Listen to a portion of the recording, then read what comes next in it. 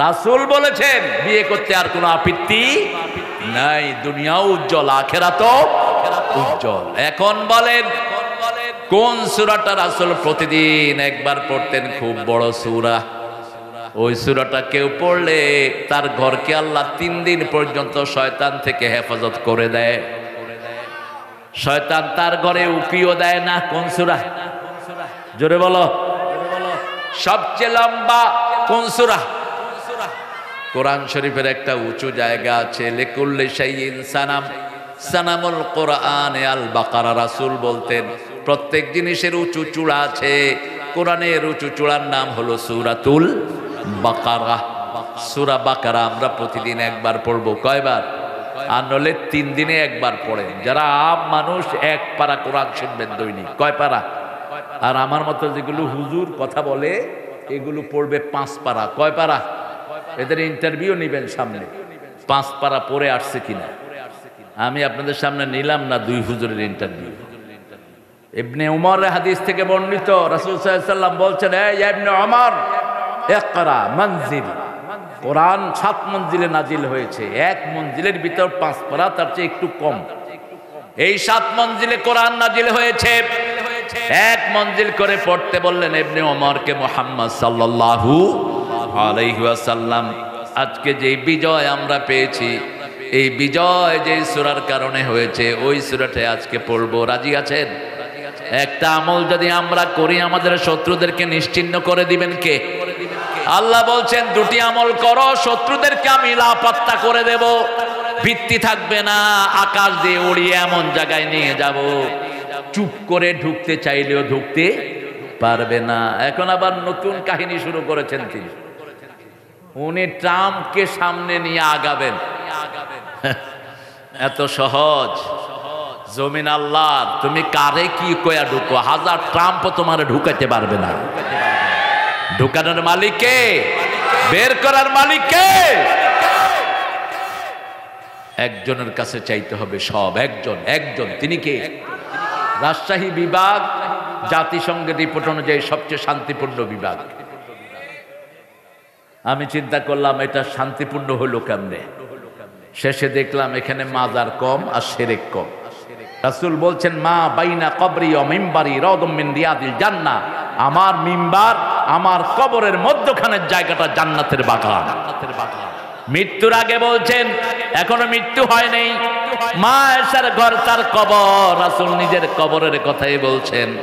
আবার যখন মসজিদের দিকে যেতেন দোয়া করতেন, আল্লাহুম্মা ইজআল ফি কলবি নূরা ওয়া ফি আইনি নূরা ওয়া ফি সামঈ নূরা ওয়া ফি বাসারি নূরা ওয়া ফি আযামি নূরা ওয়া ফি মুখি নূরা, আল্লাহুম্মা হাবলি নূরা ইজআল নূরান মিন ফাওকি ওয়া মিন তাহতি ওয়া আন ইয়ামিনি ওয়া মিন শিমালি ওয়া মিন আমামি ওয়া মিন খালফি, হাবলি নূরা ইজআল নূরান ফি কবরি ইয়া আরহামার রাহিমিন।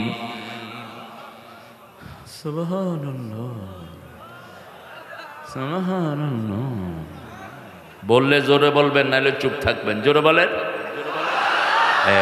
আরো জোরে সুবহানাল্লাহ। হে আল্লাহ, আমার মাথায় নূর দেন, চোখে নূর দেন, অস্থিমজ্জায় নূর দেন, অঙ্গ প্রত্যঙ্গে নূর দেন, উপর থেকে নিচ থেকে, ডান থেকে বাম থেকে, সামনে থেকে পিছন থেকে নূর দেন। আর যখন আমি দুনিয়া থেকে চলে যাব, আমার কবরটা আপনি নূর দিয়ে ভরপুর করে দিয়ে। চাইতে হবে কার কাছে? আল্লাহকে যে পাইতে চায়, হযরতকে ভালোবেসে, আল্লাহকে যে পাইতে চায়, আরশ কুরসি লৌহ কলম না চাহিতে পেয়েছে সে। রাসূল আমার যুদ্ধ করেছেন, আপনাকে যুদ্ধ করতে হবে, ঠিক না? ঠিক। রাসূল আমার শান্তি প্রতিষ্ঠা করেছেন, আপনাকেও শান্তি প্রতিষ্ঠা। রাসূল প্রতিবেশীর অধিকার দিয়েছেন, আপনিও দিবেন। রাসূল প্রতিবেশীর সম্পদ নষ্ট করেন নাই, আপনি কেন আরেকজনের বাড়িতে আগুন দেন? কেন দেন? আপনি কেন আরেকজনের গাড়ি পোড়ান? ওই যে পান্ডা বাড়ি করেছে, ওটা না পড়লে তো আপনি থাকতে পারতেন, ঠিক না? ঠিক। কেন পড়িয়েছেন? কোন সম্পদ নষ্ট করা জায়েজ নাই। রাসূল বলছেন 3টা জিনিস কখনো নষ্ট করবা না। টাকা পেয়েছেন, আপনার লাগবে না, গরিবের লাগবে, ঠিক না? ঠিক। কোন সম্পদ কখনো নষ্ট করবা না, গাছের পাতাও ছিঁড়বা না। 2 নাম্বার সময় নষ্ট করবা না। 3 নাম্বার আমল নষ্ট করবা না। শিরক আছে যেখানে আমল নষ্ট সেখানে। শিরক কালো পিঁপড়া কালো পাথরের উপর, কালো রাত যেমন দেখা যায় না তেমনি শরীরে শিরক ঢুকে। এই জন্য রাসূল প্রতি নামাজে পড়তেন, ইন্নী ওয়াজ্জাহতু ওয়াজহিয়া লিল্লাযী ফাতারাস সামাওয়াতি ওয়াল আরদ হানিফান ওয়া মা আনা মিনাল মুশরিকিন। আমি আমার মুখ ফিরিয়ে দিচ্ছি ওই মুখের দিকে যিনি আকাশ জমিন বানিয়েছেন। আকাশের সূর্য তারা আমার রব নয়, জমিনের তুলসী গাছ গরু আমার রব নয়, শাম আমার রব নয়। এই দুইটা যিনি বানিয়েছেন তিনি আমার কি রব। আল্লাহ আমাদেরকে বোঝার তৌফিক দান করেন। যেহেতু মসজিদের কল্পে আজকে মসজিদ থেকে আলোচনা করব, আল্লাহ তৌফিক দান করেন। মসজিদ কমিটির কাকে বানাবেন মুতাওয়াল্লি, কাকে বানাবেন আপনি কমিটির সভাপতি, এগুলো কোরআন শরীফে বোধহয় নাই। কোন সূরা? সূরা তওবা হলো কেন এটা না? হ্যাঁ, খুব ভালো ইয়াদ আছে আপনাদের। কোরআন শরীফে প্রথম সূরা বাকারাতে আল্লাহ মসজিদের কথা বলেছেন, আর সেই আইনটাই আমরা ভঙ্গ করি সবচেয়ে বেশি। আল্লাহ সূরা বাকারায় বলেছেন, ওমান আযলামু মিম্মান মানআ মাসাজিদাল্লাহ আইয়ুযকারা ফিহা ইসমুহু ওয়া সাআ ফি খারাবিহা। তার চেয়ে বড় জালেম কে হতে পারে যে আল্লাহর মসজিদ থেকে জিকির করা নিষেধ করে দেয়। লাল বাতি জ্বলাকালীন নামাজ পড়বেন না। পাইছেন কোথায় এটা? রাসূল বলছেন, বুখারী মুসলিমের বর্ণনা, লা তাজলিসু ইল্লা রাকাতাইন। মসজিদে ঢুকলেই কয় রাকাত? কয় রাকাত? 2 রাকাত পড়তে পারবা না, বসতে পারবা না, দাঁড়িয়ে থাকো। লা তাজলিসু ইল্লা রাকাতাইন। এখন যখনই ঢুকবেন, আসর পড়েছেন তারপরে সুন্নত নাই, কিন্তু মসজিদে বসতে গেলে কয় রাকাত পড়তে হবে? ঘরে সুন্নত পড়েছেন, আবার মসজিদে আপনি গেলেন, এখন বসবেন, কয় রাকাত? 2 রাকাত। যখনই আপনি মসজিদে যাবেন কয় রাকাত পড়বেন? মসজিদ থেকে কাউকে নিষেধ করে দিবেন না, যেটা আমাদের ভাইয়েরা করেছে। সলিমুল্লাহ মুসলিম হল, এই সলিমুল্লাহর নামে ঢাকা ভার্সিটির পুরা জায়গাটা মালিক সে, মেডিকেলের মালিক সে, বুয়েটের মালিক সে। সেই বেটা ওই হলে যান, তার নামে যেই মসজিদ, ওই মসজিদে 16 বছর আজান দিতে দেওয়া হয় না। শুধু একটা জায়গায় নয়, ঢাকা বিশ্ববিদ্যালয়ের মনোগ্রাম থেকে ক্রেতারা তুলে দিয়েছে, নজরুল ইসলামের ইসলাম নামটা তুলে দিয়েছে।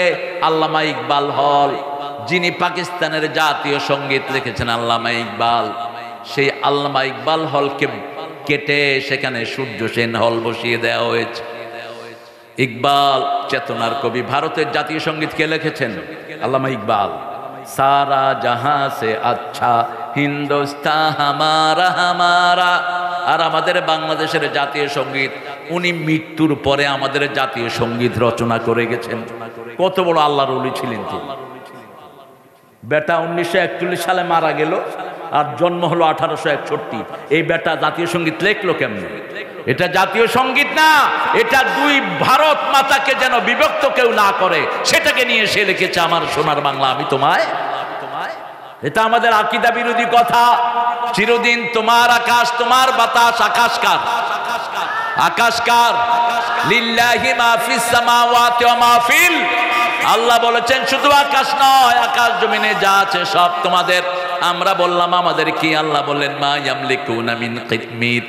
খেজুরের দানার উপরে যে সাদা আবরণ থাকে সেটার মালিকও তুমি নও। সবকিছুর মালিক কে? পরের জায়গা, পরের জমিন।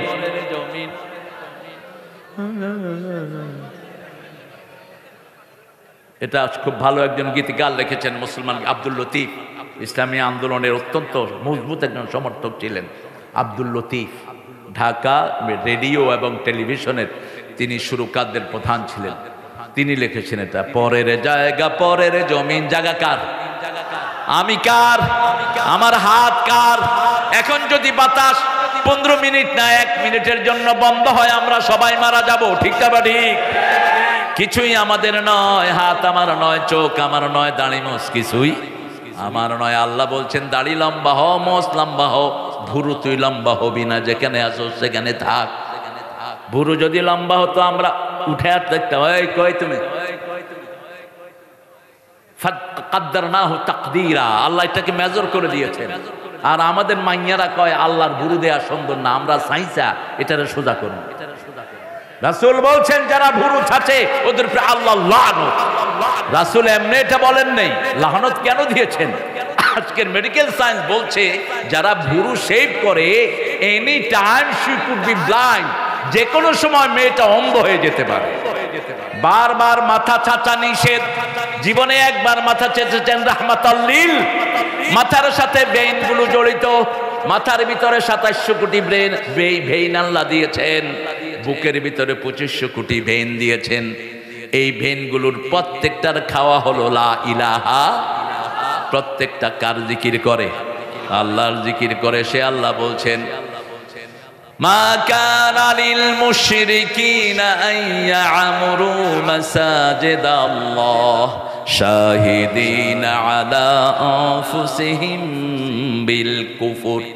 কোন মুশরিক যেন মসজিদ কমিটিতে না থাকে। মুশরিক কারা? আল্লাহ ছাড়া যারা অন্যের নামে সেজদা দেয় তারা কি? আরো জোরে বলেন। তাবিজ কবজ লাগায় এরা কি? আপনাদের এখানে আসেনি? হাত হাতায়া দেখেন। সৌদি আরবের পুলিশটা বুঝে, আমাদের দেশের হুজুরগুলি বুঝে। মিডল ইস্টের যে কোনো দেশে আপনি যাবেন, এয়ারপোর্টে নামলে পুলিশরা কি করবে? এরকম করে হাতায়। তা আমি যখন আব্বাকে নিয়ে 2002 গেলাম প্রথম সৌদি আরব, আমারও হাতাইতেছে, আমিও পুলিশের হাতানো শুরু করছি। আব্বা বলো যে তুই হাতাস কেন? আমি বললাম হে হাতাইলো কেন? হে তো পুলিশ। আমি আমিও পুলিশ। তো পুলিশ বলছে আয়েশটা শুভ কি চাও? আমি তুই কি চাস? আনা আশুফ তাবিজ, আমি তাবিজ চাই। আমি ওর পেটে হাত দিছি। কয় পেটে হাত দাও কেন? কইলাম বাংলাদেশে পেটেও তাবিজ বাঁধে। কোন নতুন জায়গা পাইলাম। কি মোহাব্বত তাবিজের। আর মিয়া কোরআন শরীফ পড়ে ফু দাও। কোরআন শরীফ পড়ে ফু দিয়ে 10 কোটি টাকা খাও, হালাল। আবু সাইদ খুদরি 1 ফু দিয়ে 30টা ছাগল খাইছে। কয়টা? কয়টা? বুখারী বর্ণনা 30টা ছাগল নিছে 1 ফু দিয়া। এক এলাকায় গেছে, গিয়ে দেখে সাপে কামড় দিয়েছে, লোকটা মারা গেছে। এখন লোকেরা এসে বলছে হাল আনদাক ব্রাক, is there any person who can breathe us? কেউ আছো যে কোরআন দিয়ে রুকিয়া করবা অথবা স্পিরিচুয়াল কোনো রুকিয়া করবা? তিনি বলেন আই কুড ডু দ্যাট, আমি পারবো। তিনি আঙ্গুল দেখে সূরা ফাতিহা পড়ছে, ওই লোক লাফ দিয়ে উঠছে। এরপরে বলল আগে দুধ দে, দুধ খাই। সবাই মিলে দুধ খেলেন 40 জন সাহাবী। পরে বলছে 30টা ছাগল দে। ছাগল লওয়ার পরে সাহাবীরা কয় আমরা তোমার সাথে নাই, তুমি ছাগল হুজুর। কি হুজুর? ছাগল হুজুর। চলো নবীর কাছে যাই। চলো যাই নবীর কাছে। রাসূলের কাছে গেলেন, আল্লাহ জানিয়ে দিলেন। রাসূল মুস্কি হাসছেন, সাইদ এদিকে আয়। তোরে কে বলেছে কোরআন শরীফ দিয়ে ফু দিলে ভালো হয়? তিনি বললেন যেটা দিয়ে রূহ ভালো হয় সেটা দিয়ে শরীরও ভালো হতে পারে, আমি নিজের থেকেই করেছি। রাসূল বললেন আবু সাইদ ছাগল তুমিও খাও, আমারেও। আর তাবিজের পয়সা তো অধিকাংশ দেয় না। দেয়? দেয়? দেয় না। আপনি ফু দিবেন, ফুর আগে বলবেন ফুতে যদি ভালো হয়, পয়সালা হলে 1 লাখ চাইবেন। আর যদি গরিব হয় কইল যে ভাই আমারে 2টা লাউ কিনে দিয়ে যাস। গরিব মানুষ নিবেন কি তার থেকে? আর যদি পয়সালা হয় ছাড়বেন না দাবি। আপনি দেখবেন আমাদের দেশে সবখান থেকে ঘুরে এসে ইমামদের কাছে পানি পড়ার জন্য যায়, ঠিক না বেঠিক? এই ইমাম পানি পড়া দিয়ে দেয়, কোরআন পড়ে সে কি হয়ে যায়? ভালো হয়ে যায়। ইমামরে কিছুই দেয় না, ইমামের সামনে দিয়ে ঘুরে। আমিও এরকম পাইছি বহু মক্কে। বাচ্চা নাই, কোরআন শরীফ দিয়ে ফু দিলাম, আল্লাহ তাকে সন্তান দিল, আমার সামনে দিয়ে বাচ্চা নিয়ে ঘুরতেছে। আমি বললাম এই তুই না বাচ্চা ছাড়া ছিলি? কই যে চাচা পানি দিছিলেন না? আল্লাহ ইনশাআল্লাহ। তাহলে তো হাদিয়া কই? কয় হাদিয়া তো চান না। হাদিয়া দিয়ে যাবি, নইলে বদদুয়া দিয়া মাইরা ফেলাম। এত সহজ নাকি বেটা? আপনি হাদিয়া নেবেন।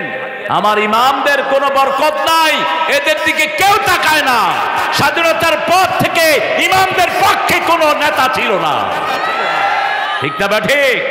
একটা রিক্সা চালক কত ইমামের চেয়ে বেশি কামায়? কত ইমামের বেতন? কত বেতন? তো ওনারা কামাই রুজির পথ বের করে নেয়, টিউশনি করে, এই কাজ করে ওই কাজ করে, আর যারা একটু সুযোগ পায় তাবিজ দিয়ে পয়সা নেয়। দে পয়সা দিবি না কে? পয়সা দে। আপনাদের দোষ, এই রাষ্ট্রের সিস্টেমের দোষ, ঠিক না বাড়ি? যারা মুশরিক তারা কি করে? মান আহলাফা বিগাইরিল্লাহি ফাকাদ আশরাক। আল্লাহ ছাড়া কারো নামে শপথ করা যাবে?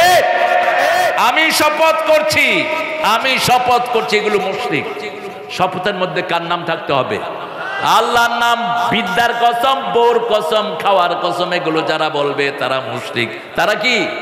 মুশরিক। আবার আল্লাহ ছাড়া যে নিজেরা আইন বানায় তারা কি? আরো জোরে বলেন। আমার আল্লাহ শিক্ষানীতি দিচ্ছে, তুই বানালি কেন? তুই শিক্ষানীতি বানালি কেন? আমার আল্লাহ সেনাবাহিনী নীতি দিয়েছেন, তুই বেড়া বেড়ি একখানে করলি কেন? ঠিক না বেটি? মেয়েরা মেয়েদের জায়গায় থাকুক, অসুবিধা নাই, কিন্তু এখন পুরুষ আর সেনাবাহিনীর মধ্যে, পুলিশের মধ্যে বেড়া আর বেড়ি একসাথে ডিউটি করে কিনা? কথা বল না কেন? কে করবে এটা সুরাহা? যেই বাবারা দিয়েছো, তুমি দায়ুসের কাতারে উঠবা কিয়ামতের ময়দানে। ওই মেয়ে পতিতা হিসেবে উঠবে কিয়ামতের ময়দানে। পুলিশ সাহেবদের মনোরঞ্জনের ব্যবস্থা হয়েছে, দেখেন না পত্র পত্রিকা কি আসে এগুলো? কে কইছে তোরে এটা করার জন্য? প্রথম যখন মহিলা পুলিশ গঠন করা হয়, আল্লামা সাইদি রাহমাহুল্লাহ তিনি এয়ারপোর্টে দেখেছে মহিলা পুলিশ।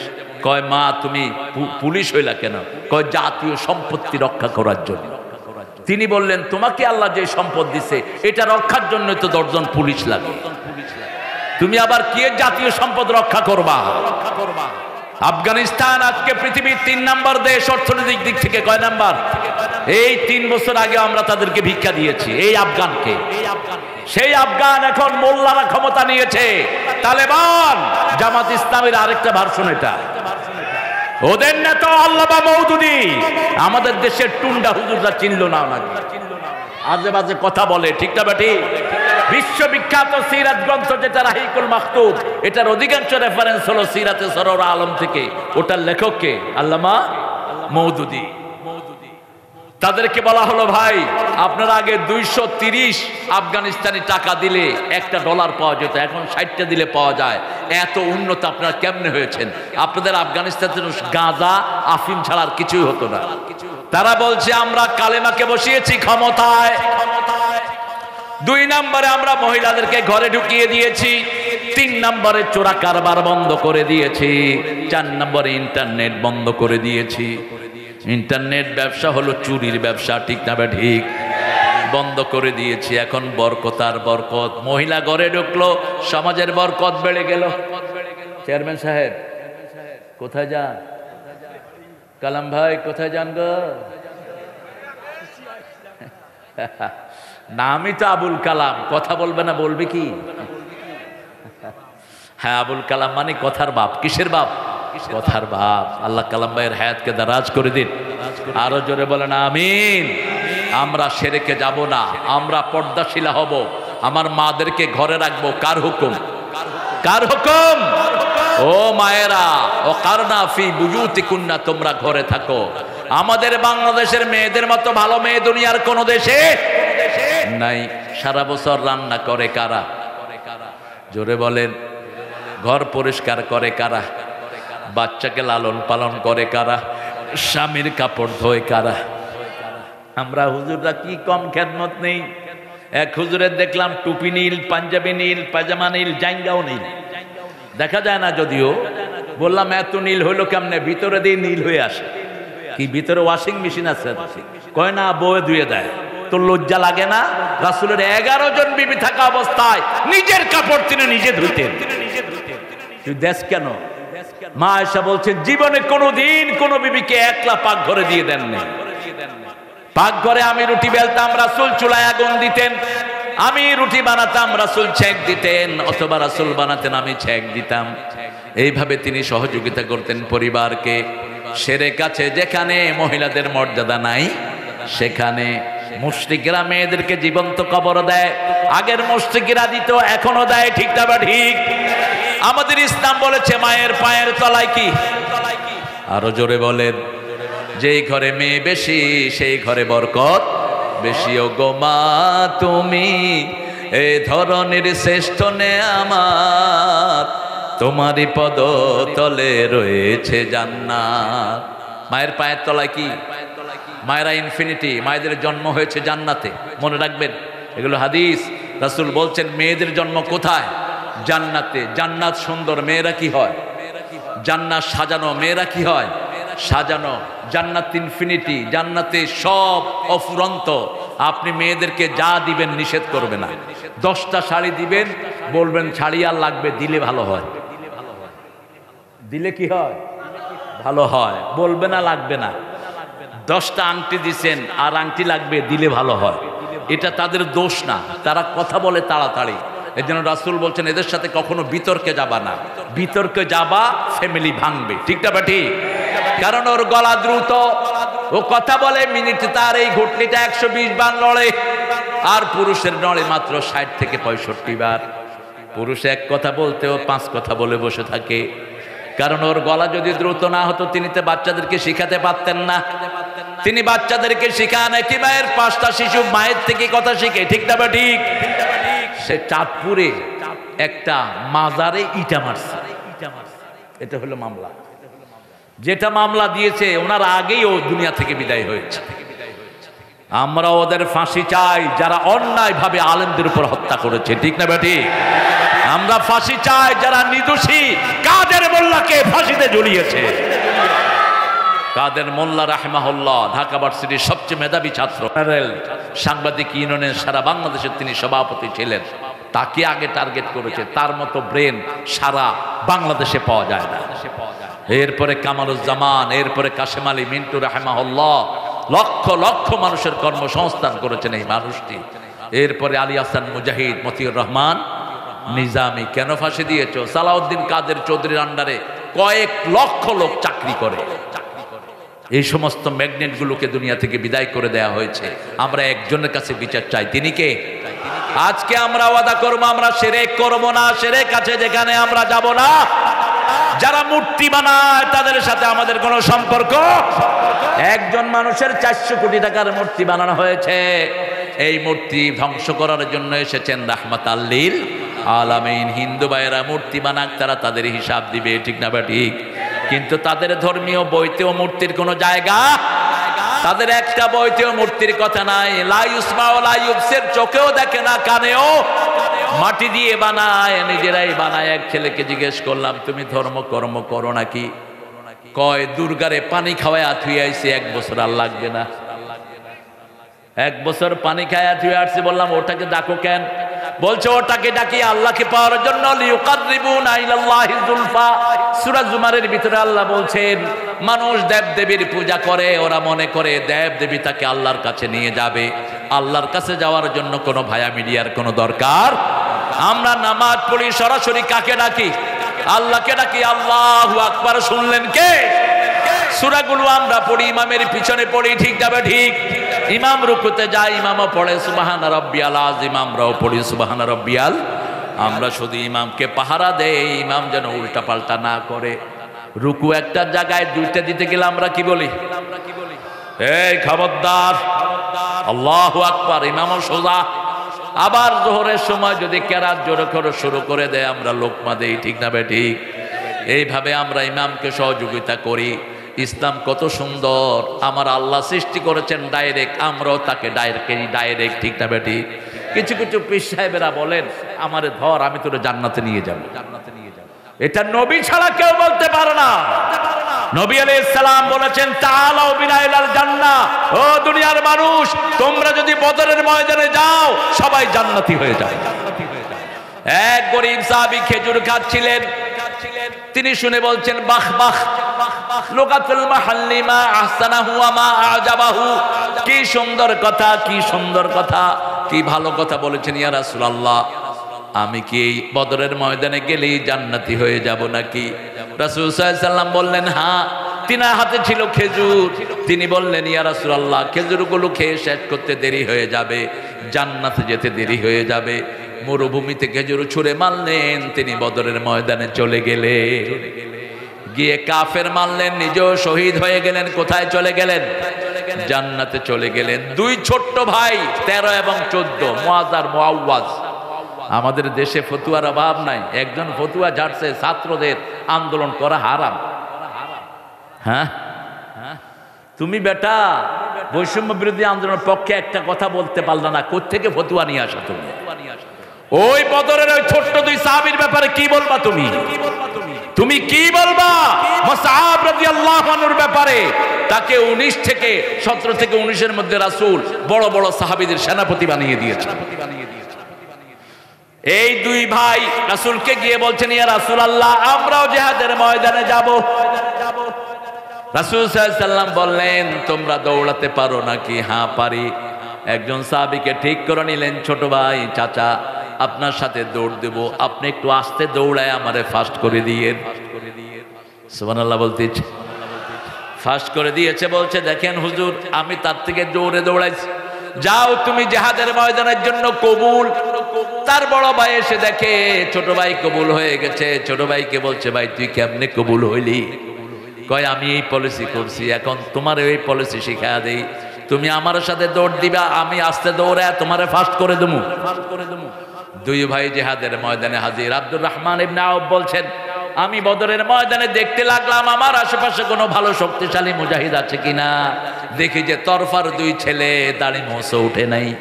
দুই ছেলে আমার দুই পাশে ঘুরঘুর করছে। আমি একটু বিরক্ত হলাম। একটু পরেই দুই ভাই বলছে, ইয়া আম্মি আরানা আবু জেহেল, হে চাচা আবু জেহেল কোনটা, আমাদের দুই ভাইকে দেখায়া দেন। আব্দুর রহমান ইবনে আউফ বলছেন, মা বিকাবে আবু জেহেল, কি করবা আবু জেহেলকে? ছোট ভাই বলছে, ইয়া চাচা, আমি আল্লাহর নবীর দুশমনকে আমি নিজ হাতে খুন করব। আরেক ভাই বলছে, আমি খুন করব, দেখায়া দেন। বলছে, ওই যে লম্বা ঘাড়, ওঠেই আবু জেহেল। দৌড়ে গিয়ে জাম মেরেছে দুই ভাই। বড় ভাইয়ের হাতে কোপ দিয়েছে। আবু জেহেল হাতের গোস্ত একটু চামড়ার সাথে লেগেছিল, শরীরের সাথে পায়ের তলায় দিয়ে এটা ছিঁড়ে ফেলেছে। দ্বিতীয় ভাই আক্রমণ করেছে আবু জেহেলের উপর, ঘোড়া থেকে তাকে ফেলিয়ে দিয়েছে। ফেলে দেওয়ার পরে দুই ভাই তাকে ইচ্ছা মতো মেরেছে, এমন মারা মেরেছে সে আর লড়তে পারছে না। আরেকজন সাহাবী দূর থেকে দেখলো আল্লাহর জমিনে রাসূলের সবচেয়ে বড় দুশমনকে ছোট্ট দুই ভাই ধরাশায়ী করেছে। আমাদের বৈষম্য বিরোধী আন্দোলনে এই ছোট ছেলেদের সাথে ওই সাহাবীদের সাথে কিছু মিল আছে না নাই? আছে না নাই? কিছু হলেই তোমরা তোকমা লাগাইতে রাজাকার। আল্লাহ বলছেন 18 কোটিতে রাজাকার বানায় ছেড়ে দেব। তুমি কে? তুমি কে? আমি কে? চেয়েছিলাম, হয়ে গেছি, হয়ে গেছে সরকার। তাড়িয়েছি স্বৈরাচার, ঠিক না ঠিক? তবে তাদের জন্য দোয়া করি, আল্লাহ তাদেরকে হেদায়েত দাও। কি দাও? হেদায়েত দাও। আর বাংলাদেশের টাকা বাংলাদেশে ফেরত দাও। গরিবের টাকা কারো পেটে হজম হয় না। কুত্তার পেটে যেমন ঘি হজম হয় না, গরিবের হালাল টাকা কারো পেটে হজম হবে না, ঠিক না ঠিক? কত টাকা খেয়েছো হিসাব আছে? শুধু গ্রামগঞ্জ থেকে, রাস্তা থেকে, ব্যান এটা সেটা ধরে 51,000 কোটি টাকা লুট করেছে গত 15 বছর। এখন সব হিসাব চলে আসছে। আমরা 2 বছর কারেন্টের বিল দিয়েছি, সেগুলো ওই কারেন্টের এই কর্মচারীরা জমা দেয়নি, ওই শয়তানের পকেটে ঢুকিয়েছে। অথচ 2 মাস আমরা বিল না দিলে তারা আমাদের লাইন কেটে দেয়, ঠিক না ঠিক? ইউনূস সাহেবকে বলবো, এই কারেন্ট অফিসে যা আছে সব লাথি মেরে বের করে দাও, সবগুলো চোরার ডাকাত, ঠিক না ঠিক? 2 বছরের বিল কেমনে বাকি থাকলো? কোথায় দিয়েছো বিল? কোথায় গেল গো? মেট্রো রেল বানিয়েছেন, পোলাপান নষ্ট করেছে, কয় 300 কোটি টাকা লাগবে ঠিক করতে। পোলাপানে 1 বছর লাগবে সময়, 1 মাস 14 দিনে 1,40,00,000 টাকা দিয়া ঠিক করে গাড়ি চালাচ্ছে। 6 মাসে দিত আগে 20 কোটি, 18 কোটি, এখন প্রতি মাসে ইনকাম 20 কোটি। কিভাবে দেশের সর্বনাশ হয়েছে, ঠিক না ঠিক? তারপরে আমরা খুশি আমার আল্লাহর উপর, কারণ আমরা মুক্ত একটা বাতাস পেয়েছি। আমি নিজে আপনাদের রাজশাহীতে এসে বহু জায়গায় প্রোগ্রাম করতে পারি। কত জনের ধন্না দিতে হতো, অমুক নেতা, অমুক খেতা, এসপি সাহেব, ডিসি সাহেব, তারপরে ওসি সাহেব, কত নেতা পাতি নেতা, সেইলা নেতা। নেতার কোনো অভাব ছিল না, ঠিক তবে ঠিক। মনে রাখ, আমরা এক নেতা মানি, তোদের মতো পচা নেতা আমরা মানি না। আমার নেতা তোমার নেতা, আমার নেতা তোমার নেতা। কোথায় ওই শয়তানগুলো যারা আমাদেরকে অ্যারেস্টের জন্য আসতা? ভাব কি ভাব, ওসি মনে হয় যে সেই হাসিনা। হুজুর, আপনি অনুমতি নিয়েছেন? কার থেকে অনুমতি নিতে হইবে? তুমি কি স্টেজে আমার অনুমতি নিয়ে উঠিয়াছ? হয়তো এখন বিপদে। আমি বললাম, মানুষ তাল লাগায় দেবো, পিটায়া তোমার সাল উঠাইয়া দিবে। ফাজলামি করো কেন? এক জায়গাতে শুধু এরকম বেয়াদবি করেছিল, শিক্ষাও পাইছে ভালো। মানুষ মিছিল ধরছে, পুলিশের চামড়া তুলে নেমো। দেখেন আল্লাহর কাজ আল্লাহ করে। সিরাজগঞ্জে মাহফিল, বিকাশ এমপি সাহেব আমার পাশে, এডিশনাল এসপি, পুলিশের পুরা ঝাঁক। তো এক হুজুরে দিছে আমার আগে দিয়া গান গাওয়ার জন্য। হুজুর গান গাইতেছে, যদি কি রাত পোহালে শোনা যেত আল্লামা সাইদি জেলে নাই। এখন বিকাশ এমপি কয়, হুজুর এটা কি হলো? এসপি কয়, রে অ্যারেস্ট কর। হ্যালো, এই বেটা এসপি, এটা কি তোর অফিস? তুই অ্যারেস্ট করবি, মানুষ তোরে সুমা দিবি বেটা। কয় দেখেন গাইছি কি? গাইছি কি? হের মনে যেটা হেরে গেছে। প্রত্যেকের মনেরটাই সে গায়, ঠিক না ঠিক? আল্লামা সাইদিকে আমরা কলিজা দিয়ে ভালোবাসতাম। তিনি ছিলেন কোরআনের প্রেমিক, ঠিক না ঠিক? যা বলেছে তাই হয়েছে। বলছে বাড়াবাড়ি করো না, তোমরা আছো গাছের আগায়, আমরা 12 কোটি গোড়ায়। একটু লাড়া দেবো, মামি বালি দিল্লি গিয়া পড়বা। বেশি তেড়িবেড়ি করবা না, এমন সময় আসবে ইঁদুরের গর্ত তালাশ করে পাবা না। আল্লাহ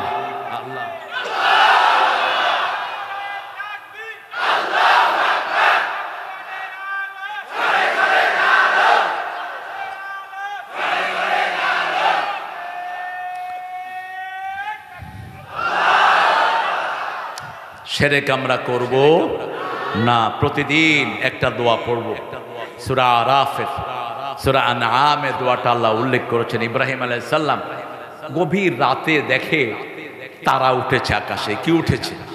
আসলে ওই এলাকাটা ছিল তারার পূজারী আর চাঁদের পূজারী আর সূর্যের পূজারী।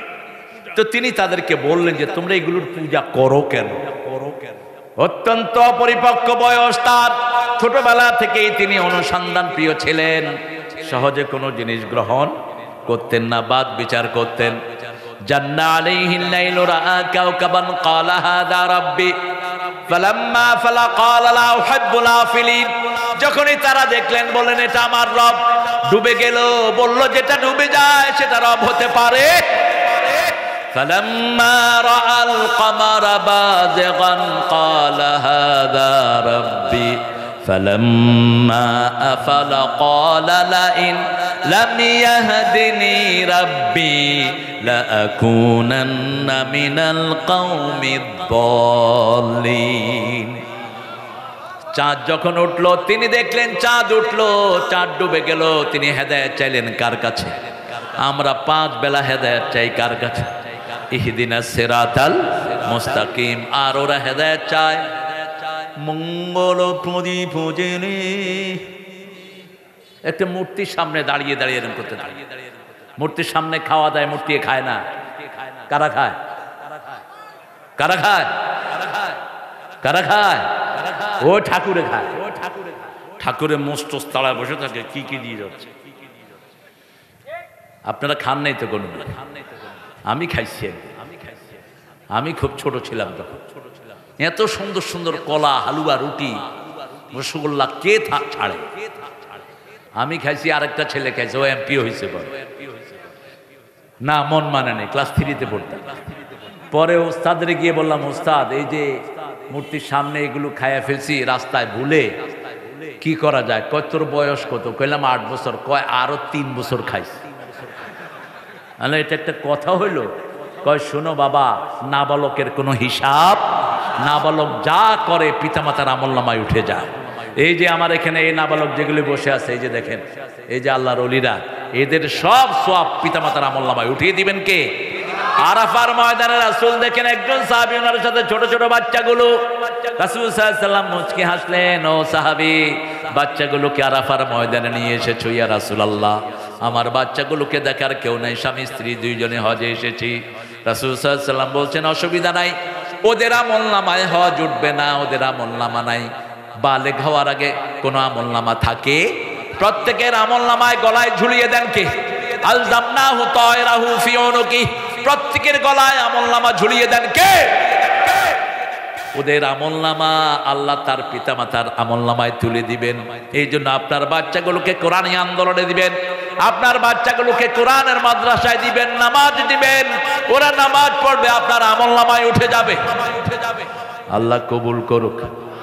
এরপরে দেখলেন সূর্য উঠলো, ফালাম্মা রাআশ শামসা বাযিগাতান ক্বালা হাযা রাব্বি হাযা আকবার ফালাম্মা আফালাত ক্বালা ইয়া কওম ইন্নী বারিয়ুম মিম্মা তুশরিকুন ইন্নী ওয়াজ্জাহতু ওয়াজহিয়া লিল্লাযী ফাতারাস সামাওয়াতি ওয়াল আরদ হানিফান ওয়া মা আনা মিনাল মুশরিকিন।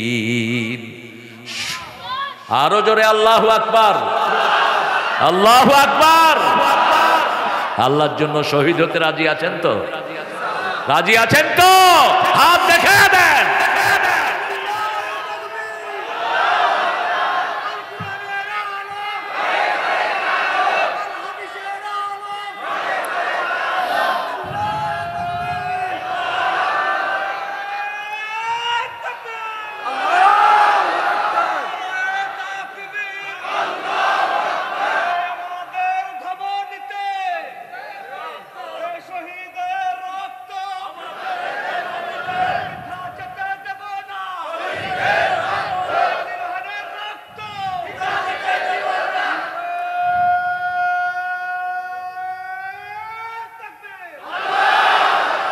বৃথা যাবে না, রক্ত দিছি আমরা, জমিন আমাদের থাকবে। ঐক্যের বিরুদ্ধে কেউ কথা বলবে, ধূর টেনে ছেড়ে ফেলে দেব আমরা। আমরা চাই আমরা সব নামাজিরা এক দল, ঠিক না ঠিক? কোরআনের মাহফিলে যারা এসেছি আমরা সবাই এক দল, আল্লাহর দল, ঠিক না ঠিক? আমাদের মধ্যে কেউ ফাটল ধরাতে পারবে না। আমি চরমনাই শর্ষিনা চিনি না, হেফাজত জামাত চিনি না, বিএমপি আওয়ামী লীগ চিনি না, আহলে হাদিস চিনি না, আমি চিনি মসজিদ। মসজিদে গেলেই আমরা আল্লাহর দল, ঠিক না ঠিক? একটা দলের কর্মসূচিতে মসজিদ আছে না নাই? প্রথম কোরআন তেলাওয়াত, এরপরে হাদিস অধ্যয়ন, এরপরে ইসলামী সাহিত্য, এরপরে জামাতে নামাজ, ঠিক না ঠিক? নামাজ কাজা করার তো চিন্তাই অমূলক। ঘরটা কি? জামাতে নামাজ। কয় ওয়াক্ত জামাতে পড়েছেন? কাজা না। এই রিপোর্ট যারা রাখে, যাও কেকড়া মিয়া, এই কাকড়া তাড়াতাড়ি চালা যা বেটা। এটার অবস্থা হলো পুরাতন সরকারের মতো। হ্যাঁ, জায়গা মারে বেশি, কাম করে কম। আর রাস্তার সড় বাকলা কিচ্ছু রাখে না। এগুলো যে চালায় ওরও সড় বাকলা থাকে না। দেখ, ওরে দেখলে পোলাপানে সরে যায়, হরণ লাগবে না, আসতে আছে। আরেকটা এখন বের করেছেন, ভটভটি আছে না, কি নসিমন রহমতুল্লাহ আলাইহি, ওটা তো মাশাআল্লাহ, ওটা যতজন উঠে ও নিষেধ করে না, ব্রেক চাপে এখানে আরেকজনের ঘরে গিয়ে ঢুকে। কি এক আবিষ্কার করেছে আমাদের লোকেরা, যাই আবিষ্কার করেছে ওরে নোবেল দেয়া দরকার। কিসের আলতু ফালতু নোবেল দাও মিয়ারা? আমার এই লোক এইটা দিয়ে উপরে চলে, পানিতেও জাস্ট খুইলা নিয়ে নৌকায় বসায় দেয়, পানিতে ছুটছে, যেখানে দরকার সেখানে লাগাই দিয়া চালাইতে থাকে। আল্লাহ এই ভাইদেরকে আপনি হেফাজত করেন, এদের কামাই রুজিতে আপনি বরকত দিয়ে দেন। আমাদের চোররা কত টাকা চুরি করে নিয়ে গেছে, নইলে এরা এত কষ্ট করতে হতো না, ঠিক না ঠিক? এই যে ছোট বাচ্চারা বাদাম বেচতেছে, বেশি করে কিনবে, এই ছোট্ট বাচ্চার বাদামের উপরে তার সংসার চলে। ওই শয়তানরা 1000 কোটি টাকা লুট না করলে এই স্কুলের ছেলের বাদাম বিক্রি করতে হতো না। কোরআনের মাহফিলে কেন আসে? আসে কোরআন যেখানে মন নরম, মসজিদের সামনে ভিক্ষুক বেশি আসে না কম? কারণ জানে আল্লাহকে সেজদা দিলে মনটা কি হবে? নরম হবে। এদেরকে ফিরাবেন না। ওয়াম্মা সাইলা ফালা তানহার। পিতামাতার জন্য যেই শব্দ, ভিক্ষুকের জন্য আল্লাহ একই শব্দ ব্যবহার করলেন।